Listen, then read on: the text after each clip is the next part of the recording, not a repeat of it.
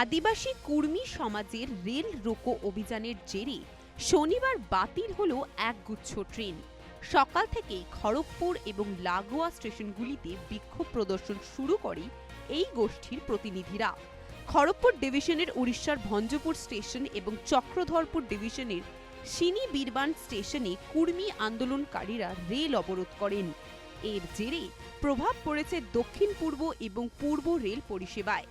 জাতিসত্তার দাবিকে সামনে রেখে রাজ্যের পুরুলিয়া, ঝাড়গ্রাম, পশ্চিম মেদিনীপুর এবং পার্শ্ববর্তী রাজ্য ঝাড়খণ্ড ও উড়িষ্যায় এই অবরোধ হবে বলে জানিয়েছে কুর্মীরা।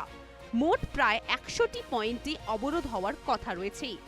অবরোধ আটকাতে বদ্ধপরিকর পুলিশ প্রশাসন ও রেল ব্যবস্থা। একটি জনস্বার্থ মামলার শুনানিতে গত বৃহস্পতিবার কলকাতা হাইকোর্ট জানিয়েছে এই অবরোধ সম্পূর্ণভাবে বেআইনি এবং অসাংবিধানিক। শনিবার রেল ও রাস্তা অবরোধের মোকাবিলায় রাজ্য পুলিশ পুরোপুরি প্রস্তুত বলে জানিয়েছেন এডিজি। বাড়তি আরপিএফ মোতায়েনও এদিন বিভিন্ন স্টেশনে মোতায়েন করা হয়েছে।